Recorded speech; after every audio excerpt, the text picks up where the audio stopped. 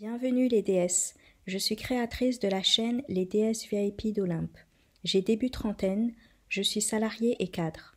Je vous propose des vidéos sur la féminité, le personal branding et sur les codes de manière générale. L'objectif étant d'évoluer toutes ensemble. Je reviens dans cette nouvelle série afin de vous parler de la série Gossip Girl. Je suis vraiment contente de vous parler de cette série-là parce que c'est une série que j'avais suivie il y a quelques temps. Et elle a disparu de Netflix du jour au lendemain. Je pense que c'était vers fin 2022, par là. Et j'ai découvert que la série avait réapparu il y a plusieurs jours. J'ai donc fini les épisodes qui me restaient et je suis contente de pouvoir vous en parler. Nous allons plus en détail parler de Dan Humphrey, le solitaire, The Lonely Boy. J'ai beaucoup aimé la série car tout y est, ascension sociale, féminité, stratégie féminine, rivalité amicale entre Blair et Serena, relations amoureuses foireuses, mauvais choix, alcool, héritage. Concernant le personnage de Dan, il a réalisé ses études dans une école de garçons où des héritiers de l'Upper East Side se trouvent. Donc l'Upper East Side, c'est le quartier à New York des héritiers de fortune, tels que pour Chuck Bass, son père gère l'immobilier, et vous avez la mère de Serena. Je ne sais pas trop ce qu'elle fait d'ailleurs, mais vous avez la mère de Blair qui, elle, œuvre dans le domaine de la mode. Dan est solitaire, il vient lui de Brooklyn, il ne vient pas des beaux quartiers comme voilà, ses camarades de classe. Il fait donc la connaissance de Serena et il a tout de suite un coup de foudre. Notre Dan est intelligent et depuis il n'aura de cesse de penser à la manière de se rapprocher de Serena et de faire partie de son monde afin qu'elle puisse l'accepter et notamment se faire accepter par son entourage. Il va alors user de stratégie, il va muser sur une qualité qu'il a développée, l'écriture, et se rapprocher petit à petit de son objectif. Cela va finir par payer, si bien qu'il va permettre à toute sa famille de rentrer dans ce nouveau milieu. Son père n'ayant pas pu achever son histoire d'amour avec la mère de Serena, Lily, et sa sœur souhaitant évoluer dans le domaine de la mode qui est un domaine très fermé. Disons que Dan a fait une pierre trois coups, si on l'inclut dans cette équation aussi.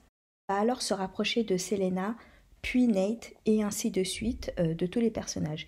Il va user de son talent vers la fin de la série pour sortir des livres, et je tiens à dire merci à Vanessa, sa meilleure amie, parce que c'est elle qui a fait en sorte que son premier livre soit publié contre son avis. Dan, dans la série, en tout cas, ne l'a pas remercié, donc moi je le fais. Ironiquement, elle a été placée sur une chaise éjectable. Dan a décidé de mettre fin à leur amitié, quand bien même elle a pu pendant un long moment côtoyer tous les personnages principaux. Donc pour dire que, voilà, selon la stratégie de Dan, puisque Vanessa représentait un obstacle voilà, à son objectif, il a fini par mettre fin à son amitié. Donc comme Dan, si voilà, vous avez des amis qui ne vous tirent pas vers le haut, vous ramenez entre guillemets vers le bas, vous éloignez de vos objectifs. Je ne vous dis pas forcément de mettre fin à votre amitié avec ces personnes-là, mais au moins de vous en éloigner. De ce fait, la leçon que l'on peut apprendre de Dan est de se rapprocher de l'environnement de sa cible et de choisir les moyens d'y parvenir. Comment a-t-il fait? Il explique tout cela à la fin de l'épisode 10 de la saison 6. Il a retenu qu'une fille avait parlé d'une photo de Serena en robe blanche en disant qu'elle avait peut-être été ridiculisée, mais au moins on parlait d'elle. Cela a donné l'idée à Dan de créer Gossip Girl et de parler également de lui pour devenir tant un personnage à part entière dans Gossip Girl, mais aussi dans la vie réelle avec Serena. Il a étudié l'environnement de Serena, comment se comportaient les filles de l'école, où se trouvaient Serena et Blair, savoir leurs rêves, leurs craintes, leurs passions. Il savait que les filles adoraient les ragots, et il savait qu'en parlant de lui, il allait faire monter sa cote de popularité et celle de sa sœur, bien sûr avec son consentement. Il a été discret toutes ces années-là et a fini par fermer à la fin le site Gossip Girl, après avoir atteint ses objectifs, bien sûr. Je fais une petite aparté en me disant que le personnage de Lady Whistledown dans les chroniques de Bridgerton a peut-être été inspiré par la série Gossip Girl parce qu'on retrouve toutes les recettes, les mêmes recettes, l'ascension sociale, la mondanité, les relations amoureuses, etc. Je referme cette parenthèse. Quoi qu'il en soit, Dan a été brillant et a fini par sortir plusieurs fois avec Serena avant de se marier avec elle. Il a même pu sortir avec Blair et d'ailleurs c'est son capital culturel qui l'a permis de se rapprocher de Blair car les personnes issues de ce milieu ont un capital culturel. Je dirais même que ce capital est héréditaire dans ce milieu, mais Dan l'a acquis quand bien même il n'est pas issu de ce milieu. Il a pu de ce fait échanger ses critiques d'auteur avec Blair, sa passion pour le cinéma, l'art, etc. avec Blair, ce qui l'a fait succomber, je pense, et tomber amoureuse de Dan, car elle a découvert finalement qu'ils avaient de nombreux points communs. Mais finalement, Blair a cette alchimie avec Chuck qui ne laisse aucune place à un autre homme. Voilà, peu importe les qualités de ce dernier. Chuck et Blair et vice-versa. Serena et Dan ont donc fini par se marier 5 ans après avoir découvert l'identité de Gossip Girl. Son père s'est réconcilié avec Lily dans la série, en tout cas, car je ne sais pas ce qu'il en est dans le livre. Je parle uniquement de la série, car je sais que la série diffère du livre. Dan ne s'est pas juste contenté de devenir Gossip Girl, il a évolué. Il s'est servi de ses nouvelles connaissances pour écrire des livres et devenir un auteur reconnu pour ses compétences. À la fin de la série, il a pu emménager dans le même immeuble que Serena et être son égale, avoir beaucoup d'argent, et c'est pour cela que j'aime beaucoup le personnage de Dan. Il s'est battu pour atteindre ses objectifs. Il est devenu quelqu'un. Comme quoi, contrairement à ce que les gens pensent, les introvertis ont également un pouvoir. Ils observent et analysent beaucoup. Pourquoi Serena n'a pas été fâchée contre lui car elle savait que ce qui l'a motivée était son amour pour elle, et elle a fini par l'admirer car il a gravi seul les échelons avec brio et sans se faire prendre. Même si Dan venait d'une classe entre guillemets inférieure, c'est important qu'une femme admire son homme. Finalement, Serena s'est mariée avec une personne de son cercle, de son environnement, comme Dan l'avait compris. Ainsi, je vais vous réciter à peu près mot pour mot ce que Dan a dit vers la fin de la saison. L'Upper East Side était comme un monde sorti tout droit d'un roman de Fitzgerald ou Thackeray, avec des ados se comportant comme des adultes et les adultes se comportant comme des ados.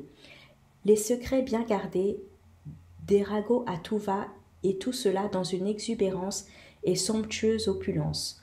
Les membres de cette communauté étaient si élitistes que l'on ne pouvait même acheter sa place. Le seul critère d'adhésion était la naissance, mais je n'y étais pas née. Les succès répétés ne m'octroyaient aucun droit d'entrée. Je pouvais comparer cette sphère qu'avec ce que j'avais lu dans les livres, et c'est ça qui me donna l'idée, puisque je n'étais pas née dans ce monde, peut-être que je pouvais y entrer par l'écriture. Avec toutes les conversations que j'avais surprises, j'étais désormais capable d'imiter le langage des filles de Constance. Mais chaque écrivain a sa muse, et lorsque j'ai vu cette photo de Serena dans sa robe blanche, j'ai su sur le champ que j'avais entre les mains de quoi créer une légende et lancer un site web. Résultat, en quelques semaines, j'ai reçu une dizaine de mails me racontant des histoires sur les habitants de l'Upper East Side. Je les ai publiés de façon anonyme. Aussitôt, ça a fait boule de neige. J'avais de l'or entre les mains. Tout le monde m'envoyait des potins, et quand Serena est rentrée du pensionnat, j'ai publié mon premier article sur moi. Le garçon solitaire, l'outsider, l'étranger. On se moquait peut-être de moi, mais au moins, on parlait de moi. Je pense que Dan a été très intelligent car il s'est dit que pour se rapprocher de Serena, il fallait faire partie de ce milieu-là. Étant donné que ces personnes-là, elles se méfient des personnes qui viennent de l'extérieur. Elles se méfient des personnes qu'elles ne connaissent pas. Donc, pour se rapprocher de Serena, il s'est dit « mieux vaut que je fasse partie de son cercle ». Ça sera plus simple parce que les personnes qui font partie de ce cercle-là sortent entre eux finalement. ils ne sortent pas avec des personnes d'autres milieux. Donc il s'est dit que moi, je dois faire partie de ce milieu-là pour que Serena me repère et pour que je me fasse accepter par son entourage, etc. Finalement, il a été très intelligent et ce qu'il s'est dit, c'est que lui, il devait également faire partie d'un personnage dans Gossip Girl, que Gossip Girl le cite souvent, pour que finalement on ait l'impression que lui aussi, c'est un personnage à part entière et qui fait partie notamment de cette haute sphère des héritiers de l'Upper East Side. Et ça a très bien fonctionné parce qu'il a développé son amitié avec Serena, il est sorti avec elle, etc. Il a développé son amitié avec Nate, ensuite avec Chuck, avec Blair, etc. Et ça a fonctionné, même si évidemment dans les débuts des saisons et même vers la fin, il était toujours l'outsider parce que évidemment il n'était pas né avec eux. Mais ils ont fini par l'accepter à la fin. Quand même, Blair, elle était un peu fâchée, mais bon, comme disait Serena, je pense que c'était plus de la jalousie, le fait que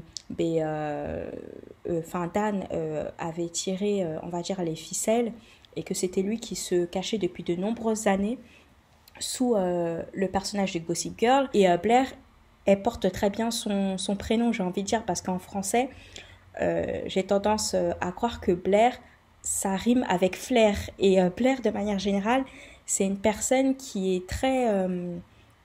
comment dire ça? Elle est très intuitive, elle repère facilement les manigances. Et là, pour le coup, elle n'a pas vu Dan venir. Donc ça, c'était vraiment parfait, quoi. Franchement, j'ai vraiment kiffé la série. Mais vraiment, ça parle vraiment de tout. Donc je vous conseille vivement de regarder la série là. Et je pense que Dan a très bien joué son rôle. Le fait de draguer tout de suite Serena, de faire partie de son monde tout de suite, sans déjà avoir mis un pied dedans, je pense que ça aurait été très compliqué pour Dan. Et finalement, ça n'aurait fait qu'attiser, on va dire, la curiosité des autres amis de Serena qui sûrement lui auraient dit mais voilà, qu'est-ce que tu fais avec lui, il vient pas de notre monde, etc. Alors que finalement lorsque vous voyez l'évolution de Dan, il devient vraiment un pote à part entière de Nate. Et il y a eu un moment vers les débuts des saisons où on avait on voyait tout le temps Nate et Chuck ensemble, jusqu'à que pendant un moment, dans de longs épisodes, on voyait que Nate et Dan ensemble. Donc ça veut dire que Dan avait réussi à remplacer même l'amitié qu'il avait avec Chuck. Et ça, c'était très fort parce que Dan est devenu également l'ami de Nate. Et à un moment donné, Nate avait un peu tombé Chuck pour justement Dan. Et les deux se côtoyaient parce que justement, Nate avait vu les qualités de Dan et il avait vu que Dan était très doué sur tout ce qui tournait autour de la littérature, etc. Et au début de la série, Nate avait eu besoin de cette qualité-là justement pour alors approcher une personne qui se trouvait dans le milieu de la lecture, je me souviens plus qui, mais voilà, il a vu que Dan avait eu des qualités et il a eu besoin de Dan pour atteindre ses objectifs. Donc franchement, le personnage de Dan, je vous dirais, il est tellement fort que ça rejoint un peu le titre de ma vidéo. Comme quoi, je trouve que parfois, les hommes sont vraiment de très bons stratèges. Et même si vous êtes une femme, ne vous limitez pas uniquement aux conseils de femmes, mais vous pouvez également regarder ce qui se fait des côtés des hommes, des héros entre guillemets d'hommes dans certaines séries ou autres, et vous inspirer de cela, vous aussi, pour atteindre vos objectifs. C'est tout pour cet épisode-là. Je vous invite vivement à regarder la série et je vous dis bisous, Gossip Girl.